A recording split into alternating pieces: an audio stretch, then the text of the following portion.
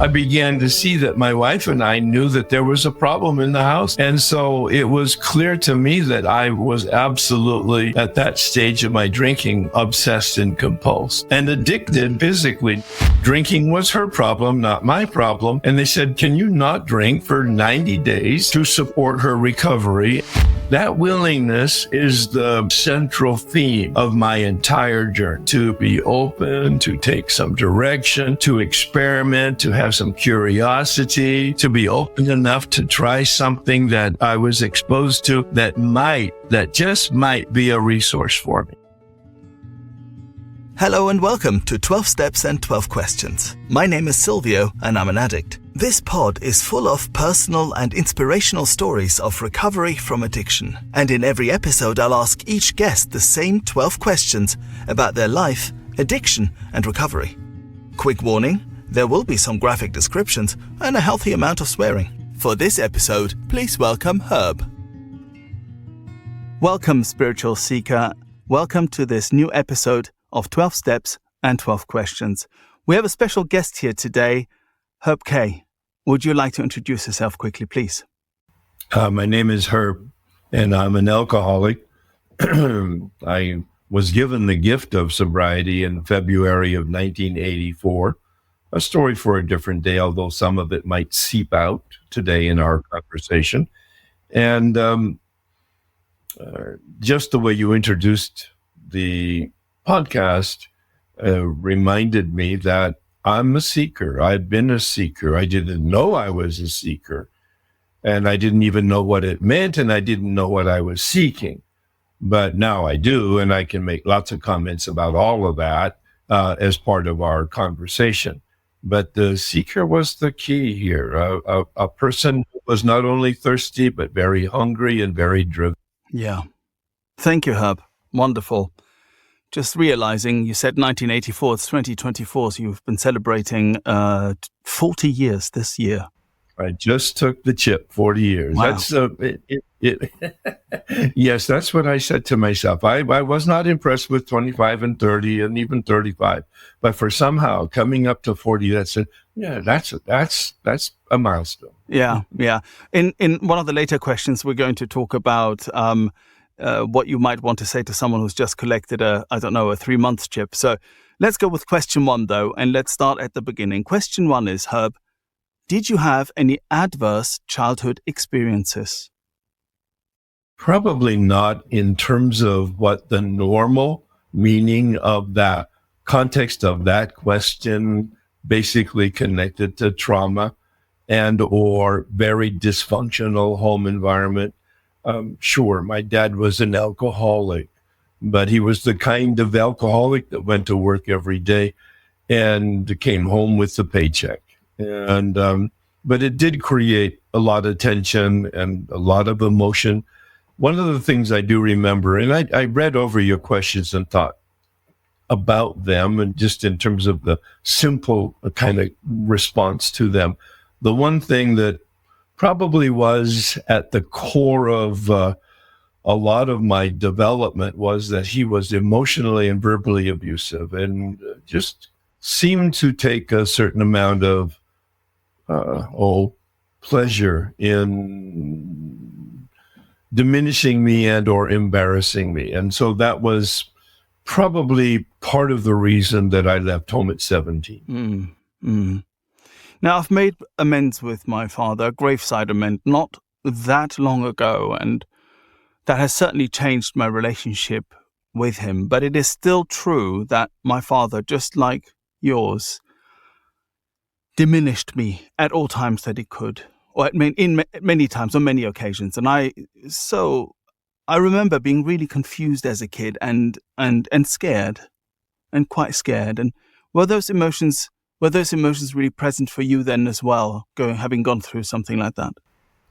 I wasn't aware of the dynamic of that until I was probably mid-20s and started doing some therapy work to try to deal with what I considered to be my problems, and became very clear that my relationship with my father was very ugly, and that I had a volcanic relationship of anger, rage about him and toward him, that plagued me actually during the first 5 years of my recovery.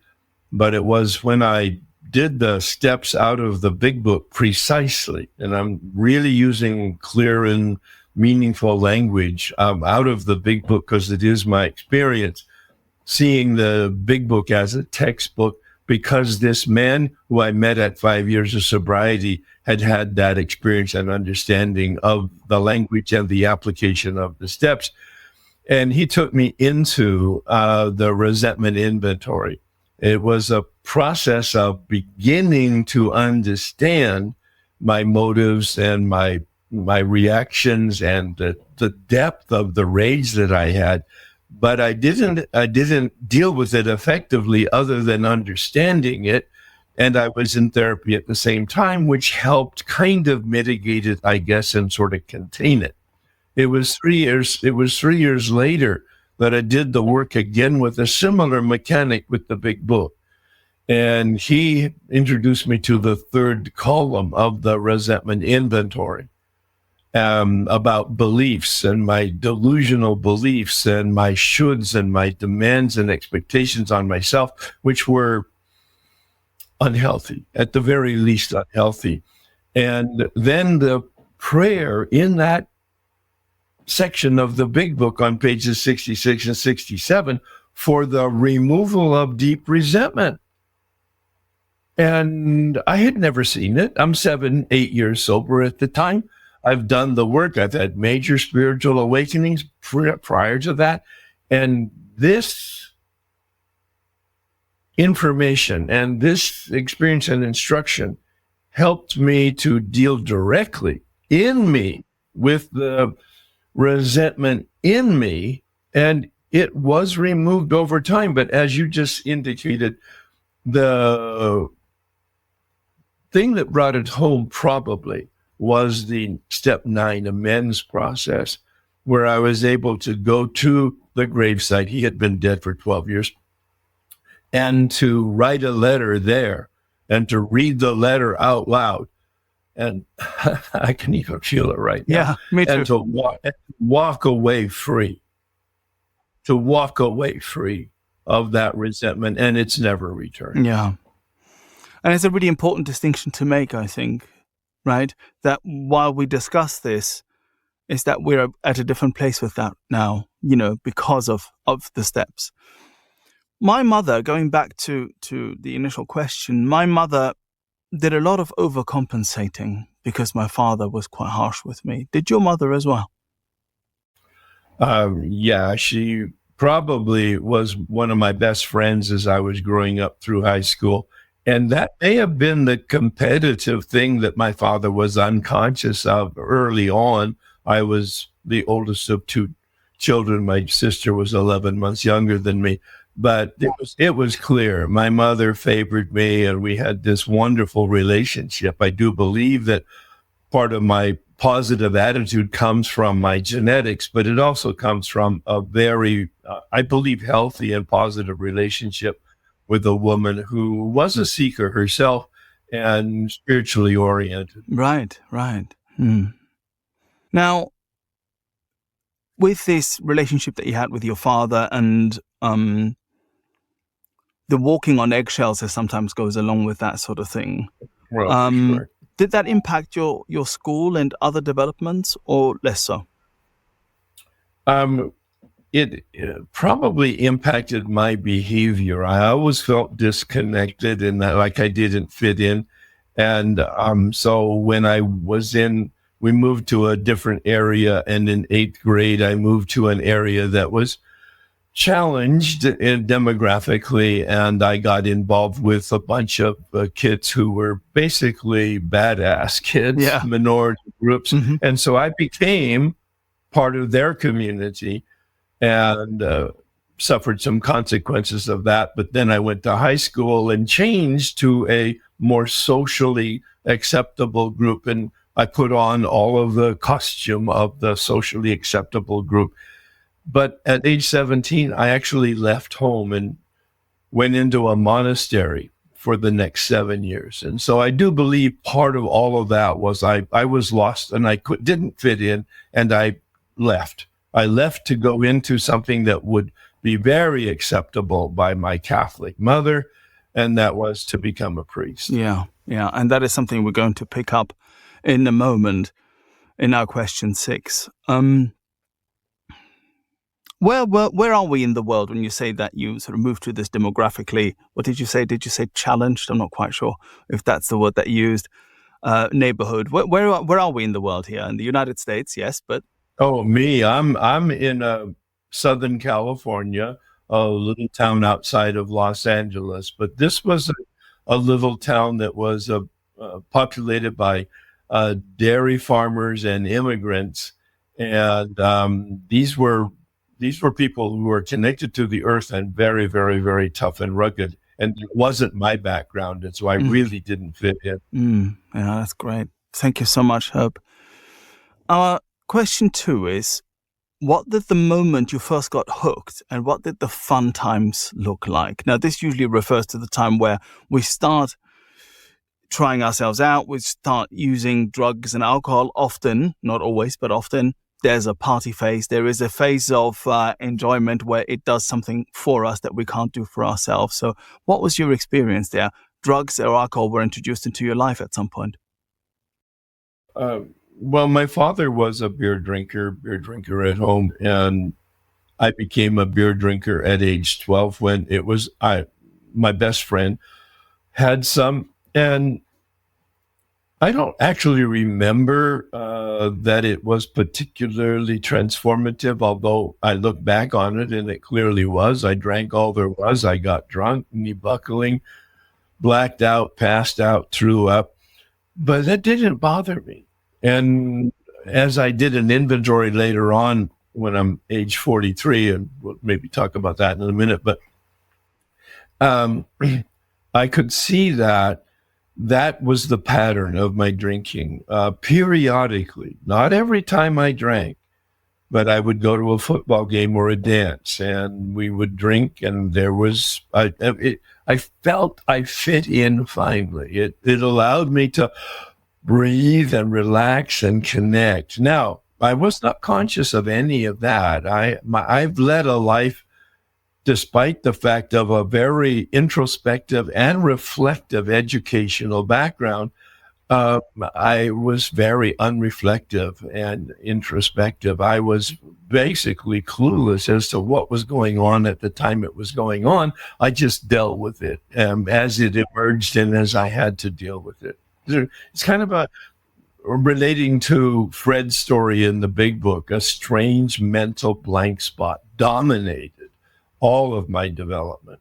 I often talk about awareness on this podcast, about awareness at the time when it is happening, and often also refer to the fact that I had so little, right? Yeah. And I right. think we're talking about the same thing here with we're clearly, when I did that little autobiography when my wife was in the hospital in 1984 for her alcoholism, they asked me to do an autobiography of my relationship to alcohol. And that was the very first time that I began to connect the dots. I mean, how could you not see that I blacked out and passed out and threw up regularly?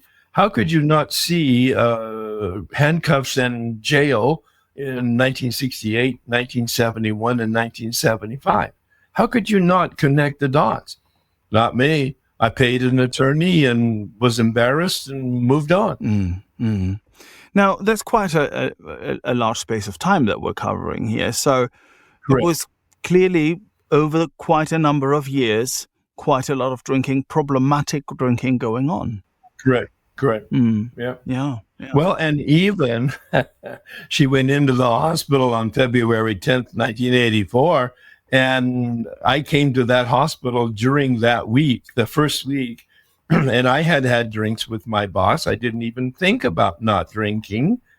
Drinking was her problem, not my problem. But that's when they asked me, the hospital staff, to not drink while she's in the program, which was a 90-day program, 30 days inpatient, 60 days outpatient. And they said, can you not drink for 90 days to support her recovery. And if there's any one word that I would love to have people grasp out of our conversation, and that's the willingness.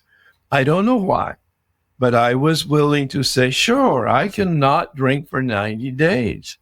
That willingness is the sort of the central theme of my entire journey. That willingness to be open, to take some direction, to experiment, to have some curiosity, to be open enough to try something that I was exposed to that just might be a resource for me. Wise words indeed. Just kind of circling back a little bit to that question, and also to our question too, and the moment you first got hooked, and also the earlier days. I mean, you said that you had some drinking. It was when you were a bit younger, and it wasn't immediately super problematic, but it was clearly, you threw up and this, that, and the other. In my head, it was never problematic. Yeah. In my head, it was never problematic. There were certain consequences, so I tried not to have the consequences, but never that successfully, and never that consciously. I was still very okay at age 43, helping her in her recovery program. And it was a couple months after that, when I quit drinking. It was a couple of months before I ever went to AA. Going back, I never felt like I was hooked, but I clearly was, and it was progressive. The periods of losing control became closer and closer in like 5 or 10 year increments, but I was never conscious of the disintegration of that relationship, even though I was being challenged in my work and challenged at home and et cetera, et cetera. I was a big self-help person, and I did yoga and therapy and vitamins and exercise. I mean, there was going to be a solution that I would find if I only tried harder. Right. Okay. This is really interesting. So while on the one hand your drinking is problematic, it sounds like you were able to hold down a job, and you found someone. Drinking was back in the 60s, 70s, and 80s. I was outside salesperson, and drinking was part of our community. We were encouraged by our corporation to take people out and oil them up. I am always fascinated by the fact that how it is that we manage as addicts and alcoholics to find jobs that support this. It always makes me chuckle. So it was a perfect job for me. Yeah, I understand. So perhaps you didn't have the sort of, there must have been a progression, I suppose, and you said there was one, but it seems to have been a slow one. So you didn't go through a whole lot of jobs that you lost and relationships that you crashed. No. That didn't occur. No. No. Interesting. Nope. Married for 52 years. I had 2 jobs, one for 21 years and one for 20 years. The first 21 were the drinking, and I had to leave there in order to clean it up because I got sober, and I moved to the new job at 20 years and had I had a wonderful career. So I didn't have the classic I was on the cliff's edge, but sobriety sort of hooked me and brought me back to some stability. And it was explained in the hospital program like the elevator on a 100-story building. You can get into the elevator at the 100th floor, and the elevator will go down. I got off at the 83rd floor, if you will, and lots of people have to really, really be hurt. And in fact, many die as a result of that elevator going down and not getting off of it. I'm going slightly off script here, but there was something that you said just a little bit earlier that really intrigues me. You said that you were doing, so this is while you're drinking, you're doing yoga, you're looking into self-help stuff and so on, right? So you were doing this at the same time, because I did a very similar thing. And I am wondering whether this is something that made me get out maybe at the 80th floor or 83rd floor, like you said, because I also didn't go all the way down, although it looked like it at some point. But I'm wondering, it's just an idea whether doing these bits. And I think that for myself, that I connected to a power greater than myself whenever I did look for help and I was seeking, even though this was, we're talking of a total non-awareness, right? It's just something that comes to mind, there might be a link. For me, there was always some level of spirituality in the truest of sense, although it was more religion at the time. My mother being a daily Catholic, she taught me how to pray when I was 10 or 11 years old. I went to church. I became an altar boy. I really loved all of that. There was an inclination in me to connect to something like that. And I do believe that underpinning, that initial foundation, that inclination toward some form of, I'd say human development, but at that time it was spiritual. It was definitely that kind of energy. Yeah. Now, before we move on to our question 3, very quickly, you said you went into a monastery. Yes. At age 17. Obviously, you weren't drinking there. Was that not a difficult thing not to drink? No, it wasn't difficult. I went in there at 17, a compulsive masturbator and a weekend drunk, and I didn't masturbate for 7 years, and I didn't have a drink for 7 years, and I had no inclination for either of them. And the moment I left and took my black robe off, it all started again. It's an amazing, like, black and white. Yeah, you took the words right out of my mouth there. It is an amazing sort of, it's almost like you're putting on that cloak over it, and then the moment you remove it, gone. When I'm a monk, I meditate. And I meditated, and it's a monastery that had 24/7 silence other than classrooms and an hour of recreation a day. So for 7 years, I'm meditating in an atmosphere of silence with all of my brothers and with the same ambition.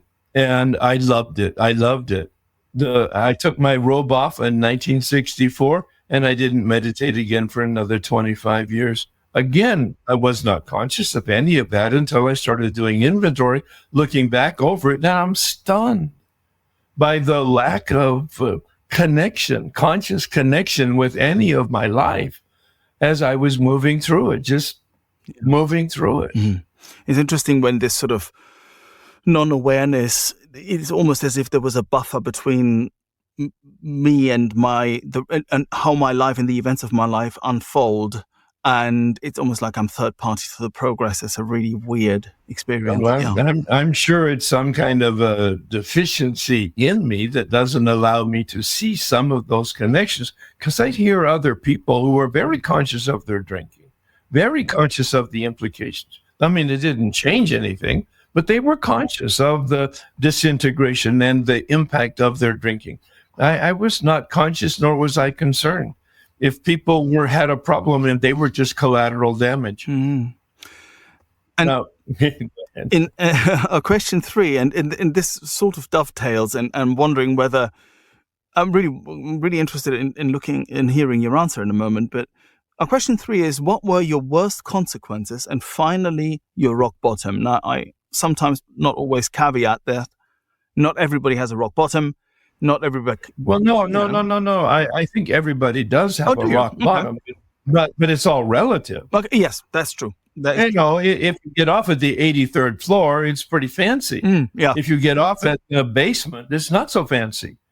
But everybody has a bottom, and my bottom was doing this autobiography of my relationship to alcohol. And as I wrote it out, it took several sits and hours of doing this autobiography, but it had a focus of my relationship to alcohol. It wasn't a general or psychological survey. No, it was behaviorally connected to my drinking. What did I drink? When did I drink? What was the outcome of it? And that's when I began to connect the dots in my head. But then they had me read it out loud to a small group of people in the hospital program. Wow. Okay. And I had an experience. Like as I heard me read it out, I heard my life for the very first time. And I thought, oh my God, I have a drinking problem. I didn't say alcoholic because I didn't know the terminology, but I said, I have a drinking problem for the age 43, with all the visible evidence that I had missed and never connected. I finally was able to connect. That's why, I mean, it's very similar, obviously, to a fourth and fifth step. And I see the same kind of dynamic in me and my experience, that writing it out, I see some truth, but saying it out loud to somebody, I experience the truth. Yeah, yeah. And that is a really important message, I think, for anyone close to their fourth and fifth step, about how freeing it is. And the key here, I do believe, is that willingness that I started off our conversation with. Willingness at each point here. No, was I conscious of willingness? No. It's only in retrospect that I can actually answer some of these questions that I'm asked. I don't even know that there are questions. But when I'm asked questions by people who have gone the journey in front of me, ask questions and holding the question, not necessarily coming to a fast answer, but holding the questions, especially in the milieu of prayer. This man gave me a set-aside prayer. He said, Herb, he quoted Einstein, the consciousness that created the problem cannot be the consciousness that solves the problem. And the big book supports that we need to set aside our old ideas, and yet we can't even do that.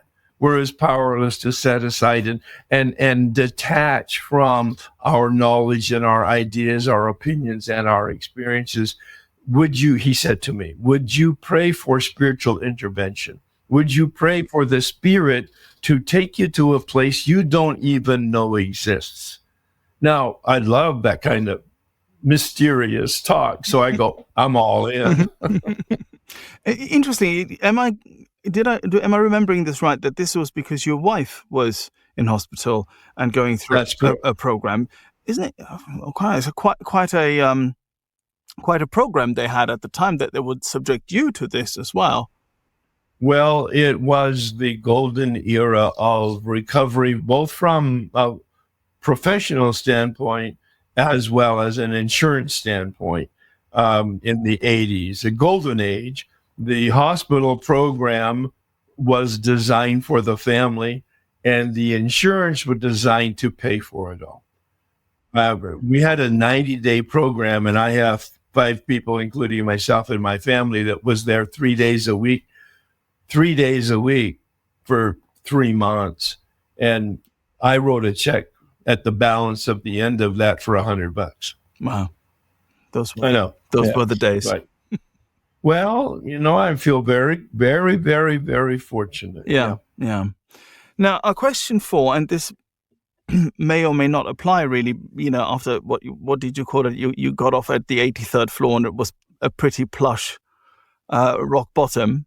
Nonetheless, our question 4, at your worst, did you ever want to die? Did you ever consider suicide? No, it was, I'm not a suicide person. I'm a homicide person. Yeah. You're my problem, and all I need to do is eliminate you. Right. Yeah. Okay. Yeah. It's a pretty neat way of looking at things, I suppose, and on that sort of axis of either being a suicide or a homicide person. I'll reflect on my own positioning a bit later. I think it shifts a little bit, between, depending on the situation. But yeah. Question 5. What other methods did you try to get sober before finding the rooms? Oh, sure. And of course, religion. I wasn't trying to get sober, but I was sober during that time, and I enjoyed all of that. When I came out, then I went to therapy because I knew I had some problems, which I blamed on my background as in terms of being in a seminary monastery, as well as my family of origin and this unhealthy relationship with my father. So I did a lot of that. Then I was also fortunately oriented toward physical exercise and health, mostly probably my vanity and my untreated narcissism. Then I got exposed to yoga and proper eating and vitamins. And I mean, I was into anything that would make me healthy and strong and smart and successful. I went to books immediately. Dressing for Success, the Vitamin Bible, and I mean, yoga, Hittleman's Yoga by Yourself. And I mean, I was in it. And I mean, I'm a mad dog seeker. When I go after something, I go after it. Mm. None of it kept you clean, though. Well, but none of it did. And yet I look back, and all of it probably allowed me to be healthy as I was being unhealthy.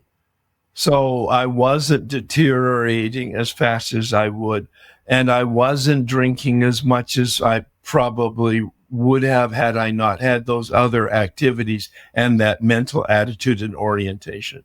No, I was very, very health oriented. I ran every day. Now, after a night of drinking, I ran and threw up, but that was just part of it. Vomiting while you're running, it's lots of fun. Yeah. It's an acquired taste, I think, but... well, it's a lack of taste, right? Yeah, quite right. But I think what is interesting is that one thing that you didn't mention is you didn't seem to have tried moderation. Did you never have a moment where you kind of go, okay, well, I'm not going to drink on, I don't know, Mondays and Tuesdays?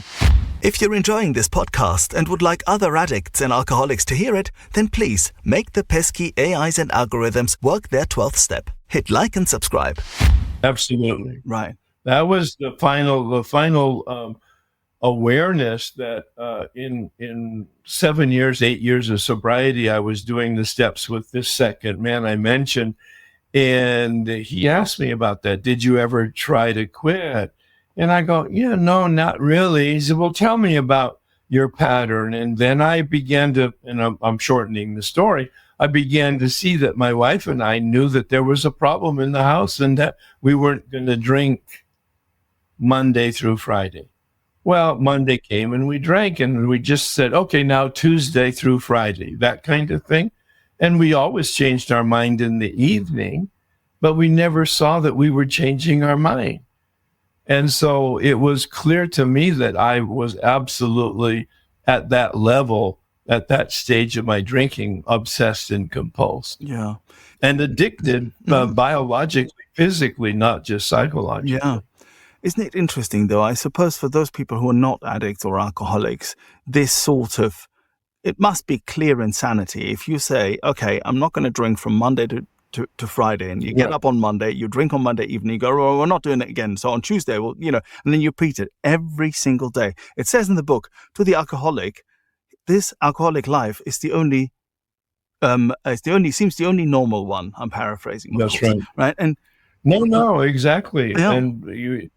And I was never able to rise above it to see consciously the insanity of it. I just lived in it. That's why I'm talking about that strange mental blank spot that is a source of humility or humiliation, but embarrassing, but humility. And then the gratitude that in fact I was given the gift of sobriety. I didn't ask for it. I didn't pray for it. I didn't have the problem.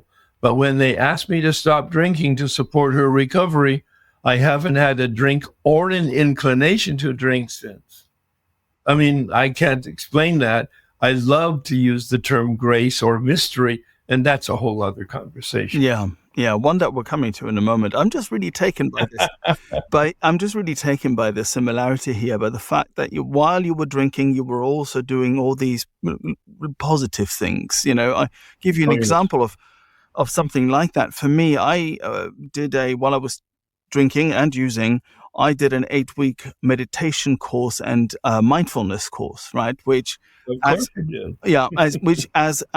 luck, coincidence, or God would have it, right, is in the exact same room where the Bora meeting is held every Thursday evening, right? So I return to the room where I learned how to meditate and I learned about mindfulness, now, but I had to come in there, of course, on a stretcher. It's just, it is interesting to meet someone who, had that sort of parallel life almost, if you will. It's really interesting. Yeah. Our sixth question is, once you came into the rooms, did you struggle with the word God? No.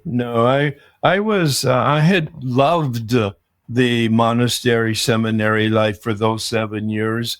When I came out, I was a traditional Catholic and going to church, and got my family going to church, and I became involved with doing things within the church structure that was sort of ministerial, kind of compensating or an extension of the energy that I had in the monastery.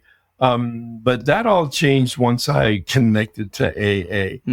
What was the question again? I'm sorry. The question was, when you came into the rooms, did you struggle with the word God? No. And that's where I was going with that. No. Unfortunately, I just accepted my background, my theology, and all my reading and knowledge and experience. I just accepted, yeah. I read chapter 4 with the same kind of, yeah.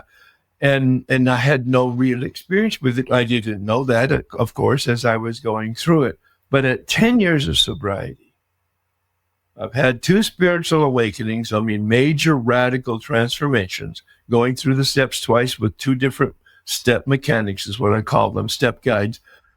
And at the 3rd time at 10 years of sobriety, this man asked me, so what is it that you believe? Well, I wrote out a wonderful, and I read it to him, and he said, great, now go home and write out, how do you behave in light of what you believe? And I'm 10 years sober. And I see the contrast between my belief and my behavior.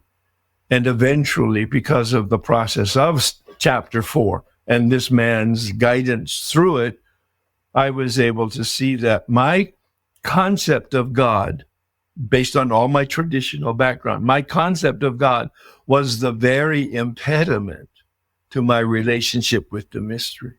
And that's where I really embrace this whole set-aside attitude that I do not know that I do not know, and I cannot see that I do not see until I'm able to know that and to see that and to be delivered to a place, to be delivered. There's the grace part. I don't attempt to explain it. I just attempt to describe it. That's that grace, that's that mystery. And I'm very fortunate to be willing to have pursued it to the point where at 10 years of sobriety, for the very first time in my life, I was given an opportunity to have a personal relationship, which has then continued to expand and to enlarge as a result of staying gently pressed up against this process. It must be quite, I guess you must have brought a lot of humility to this process. Look, you're 10 years... Not intentionally. Maybe not intentionally, but still you brought it. Not intentionally. Because... No, I'm not given to humility. You might kind of like, that seeps out, I'm sure. But at the same time, I'm in some therapy, and I'm unpacking unmanageability. Yeah. So I've got 2 things going on at 10 years of sobriety. This man who I'm going through the steps has given me the set-aside attitude, and he's bringing me into unmanageability for the very first time. I had no clue as to what it meant, unmanageability. And he introduced me to those bedevilments on page 52. And I began to see that even at 10 years of sobriety, that I was experiencing these things. And then in my therapy, I was relating my new experience with unmanageability to my therapist. And he just smiled. He'd been my therapist for a while. And he just smiled. He went up to his DSM, that's a psychiatric manual, and he photocopied the page from their concern on personality disorder. And this particular one was narcissism. And there are 9 characteristics of narcissism. And he gave that to me, and he said, the only thing missing is your picture.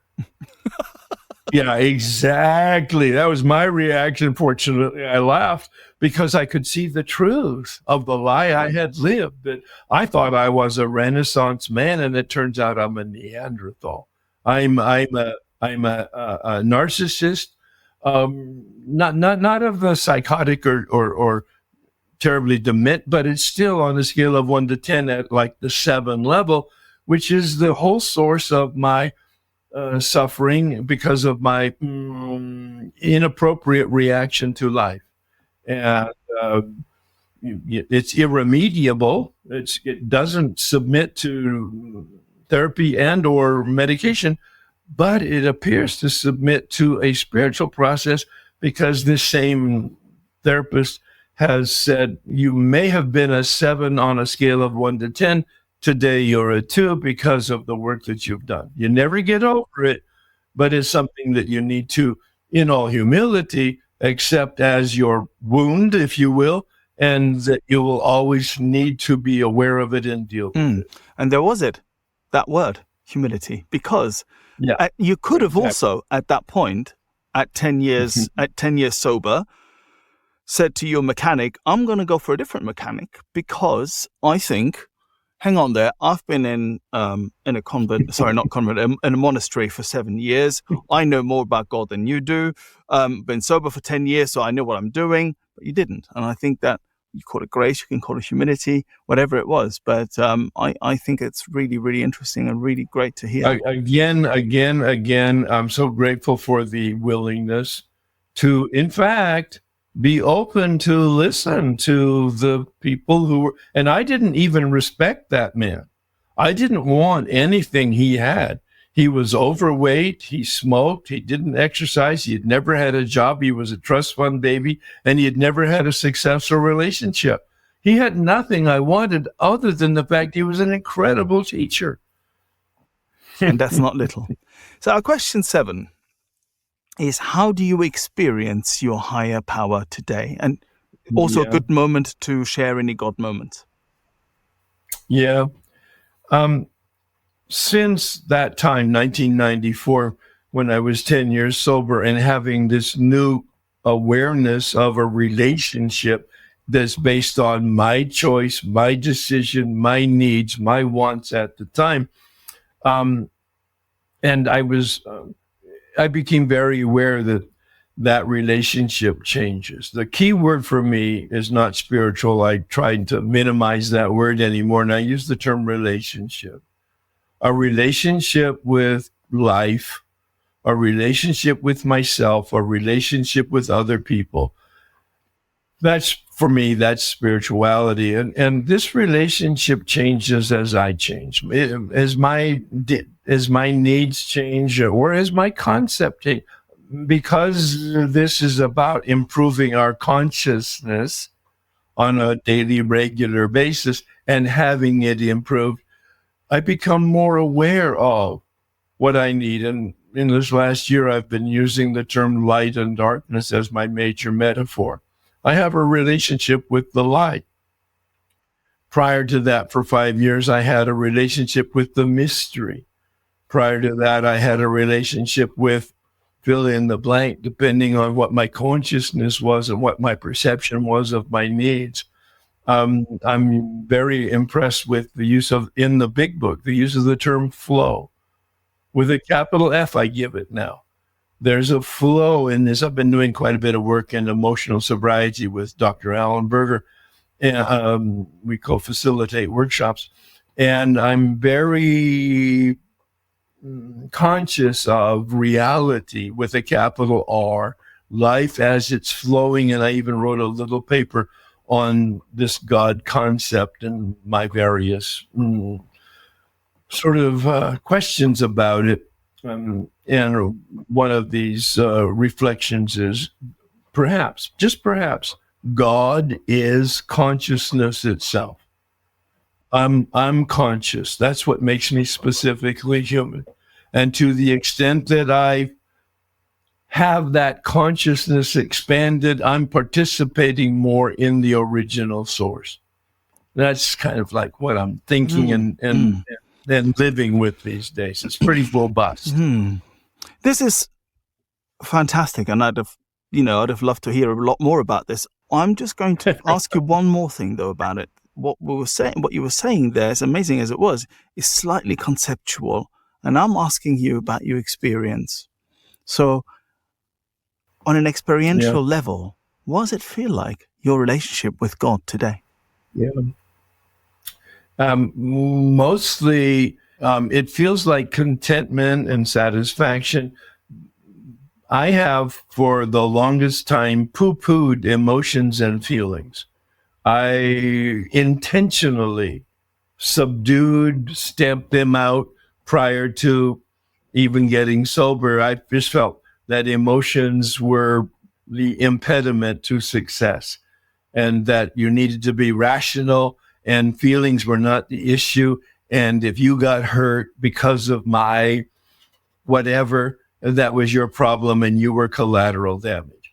Now, that's the Neanderthal part. Once I began to feel and recognize that feelings are a very important part of human relationship with yourself and with other people, then I began to foster them in a tenuous way. But now I'm much more robustly, in terms of open to fostering the feelings, as long as they're contained. So I don't put a lot of stock on feeling. I think, in fact, I tell people that feelings are a sand trap in the spiritual life. Feelings about God, or even feeling good. We want to feel good, but it's a feeling. It's a biochemical reaction, and it will pass. And if you are too invested in feeling, as addicts, that can be our, how would you say, our Achilles heel. We love to feel good, and it's the work I've done in happiness has suggested that happiness doesn't come because you focus on being happy. In fact, you won't be happy if you focus on being happy. Happiness is a byproduct of, number one, your relationship with a meaningful life and your contribution to the community of humanity. Just two ingredients, byproduct. If I have a relationship with reality that's healthy, and I have a contribution to the people around me, meaning helpfulness, steps 11 and 12, then that's, for me, that's the criteria. And I wake up every morning pursuing that. It's interesting what you just said there about, about feeling good and so on. We had a discussion in one of our groups the other day about whether, if you're not feeling great every day, whether that isn't necessarily an indicator of being spiritually unwell, or whether even if it might be, it might be, or it also might be a signal that you need to go to a doctor and find out if there's something going on. The number of people who they're unwilling to get professional evaluation, either from a biology standpoint or from a psychology standpoint, is kind of like amazing. It's like, I'm the first to go. No, I don't make a lifestyle of it, but if there's something potentially wrong with me, I want to know what it is, biologically and or emotionally, psychologically, so that I can address it. Yeah. It's kind of like I use it kind of like the metaphor of when you're driving your car and you get a blinking yellow light on your dashboard. That's telling you that there's something wrong. There's something amiss. And Bill says it in step 10 as part of the spiritual journey. He said it's a spiritual axiom. Whenever we're disturbed, there's something wrong with us. So I think if you're not happy and you got any sobriety at all, there's something wrong. If you're not contented, if you're not filled with joy and excitement and adventure and curiosity, there's something wrong. Yeah. Thank you for that, Herb. Lovely. Question 8. Which parts of the steps were most difficult for you? Step 4 was, in the sense of difficult, not only to do because it takes a lot of time, but difficult to see and accept. It was very embarrassing, very embarrassing. That first time I did it legitimately out of the big book at 5 years of sobriety. I did it with somebody who understood, was the mechanic with the resentment inventory, especially, and then with the sex inventory. Those two inventories changed my life. 1988 is my year of conversion, of transformation, because I was able to see the lies that I had been living and I had been blind to for all those years. And that brought that humility. For the very first time, that brought like, oh my, there is something inherently, organically amiss with me that I can't see even when I want to. And when I've been surrounded with the potential solution, I'm not able to connect the dots. And it's just by grace and some action, of course, and willingness on my part that it happens. The other, of course, the other difficult step, is the 9th step. And that is sitting with people and, again, I hate to be embarrassed. Most people don't like it, but it would be the nightmare for me. Being humiliated, even quietly, but publicly, oh my God, that's hell. Yeah. I think in step 4, what I found particularly difficult, and it is the step that apart from maybe step 1, obviously, because, it took me a while to admit to myself that I'm an addict. In my step 4, I had built this whole concept of myself that in certain areas I'd just been wronged and I was not letting go of that. And right. The victim. Right. Yeah. And in step 4, I had to. There was no other way. And admitting this, first and foremost, getting some sort of awareness around it, and then at the same time telling somebody else about it, and last but not least, having even just a little bit of humility to look at it and kind of go, yes, I've actually contributed to this, right? And be it just me letting it affect me 20 years later. So I think there's a common thread there. Yeah, step 4, absolutely. So freeing, though. It was the first time that my obsession was lifted. Yeah. And I hear that a lot. Question 9. Which character defects give you most trouble? The one that was the most glaring one and giving me the most problem originally was infidelity. That I didn't see it as a problem until I did. I did that sex inventory, answering question number 9. What should I have done instead? And I began to be aware I actually do have principles. And I didn't know that I had principles. And then I saw that I didn't have some principles that would be necessary for me to be that decent human being that I aspired to be. And so not only did I identify principles that I had, but I identified principles that I would want to have.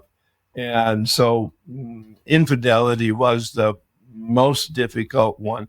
But 6 and 7, quite frankly, were magical. And they turned that around at that time, 1988, 89, and I have not had any difficulty with it since. And then insensitivity to other people, as I talked about, in terms of the emotions, not being overly concerned about other people's feelings. That's probably been the Achilles heel that I have on an ongoing basis. Yeah. You can see how I'm loving how astute it is, how astute your answer is. It's quite something. Clearly you've worked this out and it must be very present for you. Question 10. What is the best thing recovery has given you? Consciousness, an understanding of what consciousness is, and a clear path to improving it, and a clear desire to be as conscious as possible. For me, I have spent more time studying it, but also transmitting it. And I have more recordings on my YouTube channel on meditation than I have on any other subject. Right. And meditation as a way of expanding consciousness and exploring consciousness. Correct. Wonderful. Thank you. Question 11. What would you say to a newcomer or someone wondering if they're an addict? And yes, I know they're kind of 2 questions really, but let's roll with it. No, it's the same answer. Mm. Yeah, it's the same answer, and that's that willingness.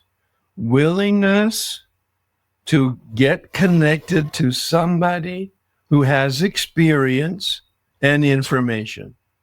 The combination. There's plenty of people with information, and there's some people with experience, but it's the combination of good, legitimate information and the personal experience, and then hold yourself accountable to hear the direction and take the direction from that person. Willingness to be accountable. Those are for me, accountability is probably the single most important component of all there's a lot of moving components in the 12-step process, but that accountability, if you hold yourself accountable to an experienced person, you'll do all the other moving parts. Yeah. That willingness to take direction. Yeah. It's interesting.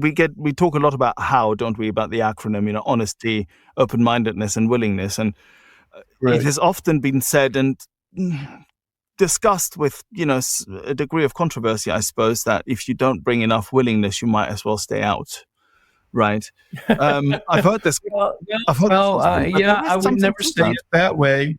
I would never say it that way because a lot of people who are coming in with addiction, they're very stubborn and willful and resentful, and they will hear that comment and they will just be challenged and pissed off, and so they will go out.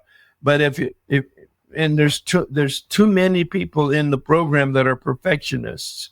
If they can't do it all and they can't do it all perfectly, they won't do any of it. And of course, that's self-defeating. So I've been saying to my workshop people, do the best you can, knowing it's not the best you can, doing it anyway, and realizing it's good enough. It's good enough. Right now, it's the best you can do, knowing it's not the best you can do, and you do it, and it's good enough. Wonderful. Question 12, our last question for today. What do you want your higher power to say to you, quote unquote, at the pearly gates? Yeah. I mean, I understand the spirit of the question. I tell people, they ask me about, because of my Catholic background, what do you think about heaven and hell? What do you think about the afterlife? What do you think is And I go, I have no idea what's after death. What I do know is if there is something, all right, there won't be much of me, this false self, there. And if there is nothing, I won't know it, and it doesn't matter. What I'm concerned about is this life, this present life. And in fact, I changed the St. Francis prayer, which I believe is the prayer of transformation, that turning from selfishness to other-centeredness. And at the very end, it said something about eternal life. And I changed it. No, I'm concerned about this life, my present day. I'm not one bit concerned about tomorrow, and I'm not one bit concerned about after my death. I'm not afraid of death. I'm in no hurry. But I don't know what's on the other side, and I don't think it makes any difference. If there is another side. Takes a confident person to change the St. Francis prayer. I'm just going to leave that here, I think. I could go on and speak to you all day. I'm assuming you probably have better things to do. So I'd just like to thank you for your honesty and for your good humor and for the amazing suggestions and the wisdom that you have brought to this podcast today. Thank you so much for being my guest on 12 Steps and 12 Questions. Well, you're welcome. As you know, as you can read, I've got lots to say, and I'm glad that I've been asked to share a bit of it. Yeah, that's wonderful. Thank you so much. I will also leave a note of your YouTube channel and so on in the show notes for the listener to find. Yeah, the website is herbk.com. Perfect. Thank you so much. You did it for me. Wonderful. Thank you again, Herb. That's very kind of you to be here today. Thank you. Anytime. Thanks for all the work that you're doing. Thank you so much. We've come to the end of this episode. Thank you for listening. If you've enjoyed it and would like other addicts and alcoholics to hear it, then please make the pesky AIs and algorithms work their 12th step. hit like and subscribe. While this pod is based on the 12-Step Recovery Program, it's not officially affiliated with any 12-Step fellowship. 12 Steps and 12 Questions is not substance or behavior specific, it's fully self-supporting and not for profit. And you know this next bit. It's not allied with any sect, denomination, politics, organization or institution. It does not wish to engage in any controversy, and it neither endorses nor opposes any causes.